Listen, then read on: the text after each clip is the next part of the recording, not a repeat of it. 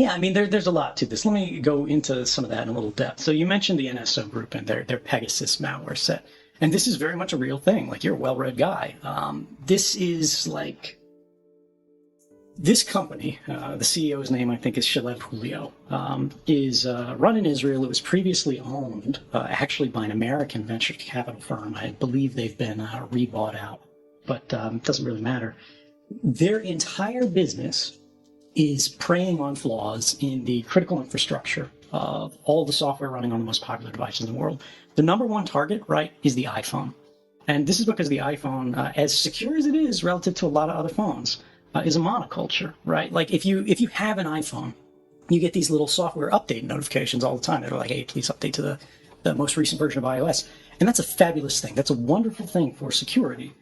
Because the number one way that people's devices get screwed, if it's not just through user error, right, like you entering your password somewhere you shouldn't, it's like a fake site that looks like Gmail, but it's not actually Gmail. You just gave the guy your password. Now he uses your password to log in.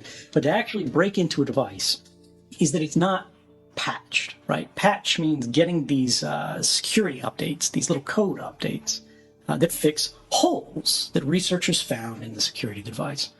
Well, Apple's really good about rolling these out all the time for everybody in the world. The problem is basically all these different iPhones, right? You got an iPhone 6, you got an iPhone 8, you got an iPhone X, you got an iPhone, 3, whatever. These are all running a pretty narrow band of software versions.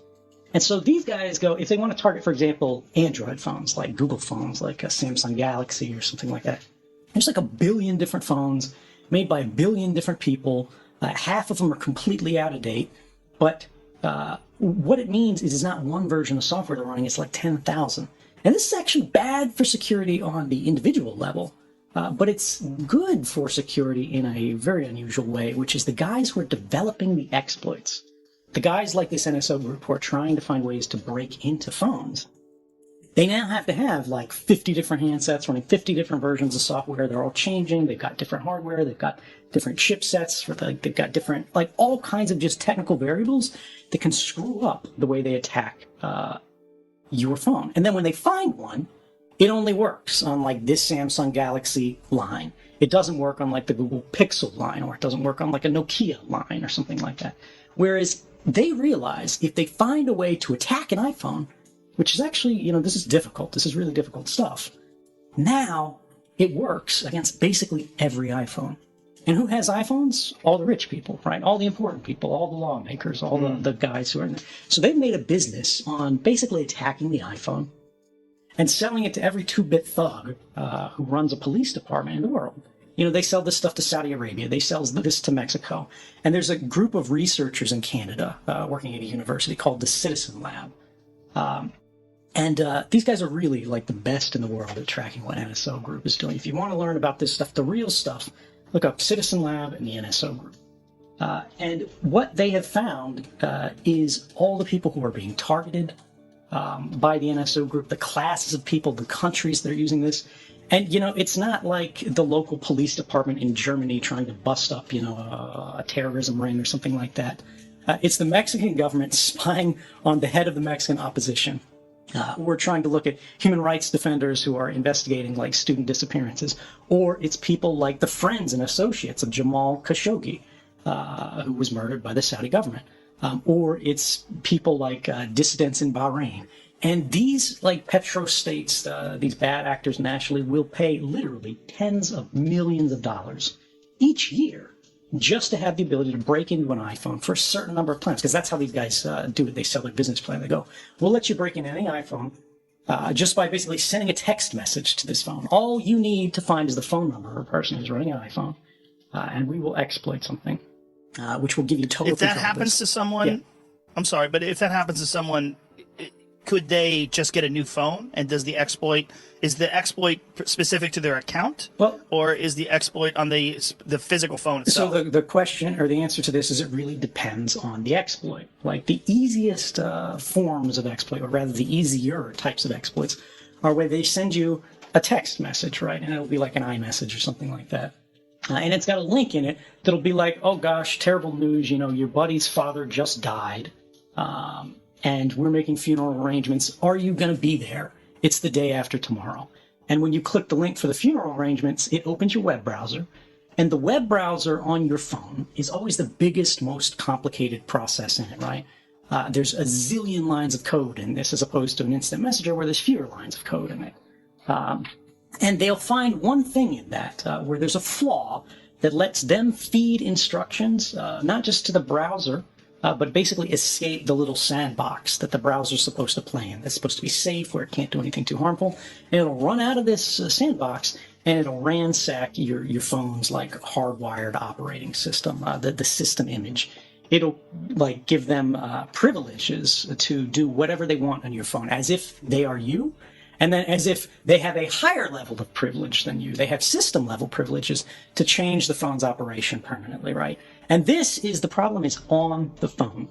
You can replace the phone, right? And they'll lose access to that. But if they've already used that to gain the passwords that you use to access, your iCloud or whatever, when they have control of the phone, they've already got your photo roll, right? They've already got your contact list. They already have everything that you've ever put in that phone. They already have all your notes, they already have all your files, they already have everything that's in your message history, right? They can pull that out immediately.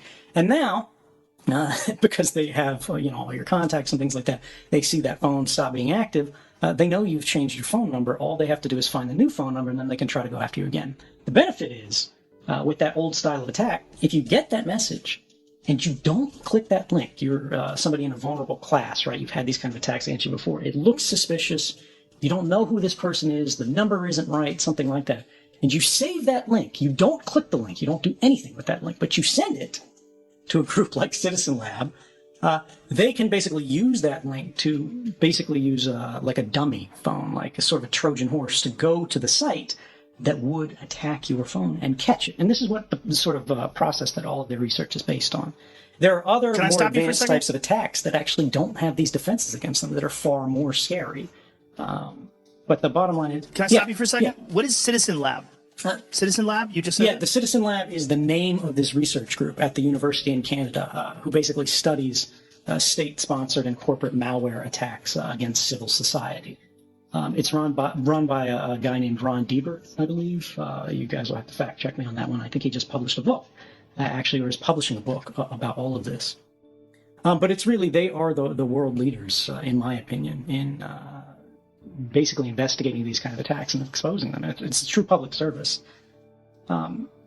Let's go back to that one thing. I asked you about warrants, and you talked about the fact that like people could plant evidence on things and then get motivation, or rather they could show probable cause, right, to the court to then investigate you, and then they can get everything. And you said, you thought that a warrant meant they can go and search your house, and this is the kind of thing that we, modern people are used to thinking of in the context of a warrant. Cops go to a specific place looking for specific things that are elements of a crime. Now, you've heard all these things where, like, cops find a way to, like, stop somebody and they, like, are like, oh, I smelled pot or whatever, and they try to, toss their car or whatever. Or plain sight doctrines where they open the door and the guy sits down and talks to them and they go, oh, I see a bong or something. That's paraphernalia, you're going to jail. But until I think it was 1967, warrants in the United States could only be used to gather two things. They were called the fruits and instrumentalities of a crime.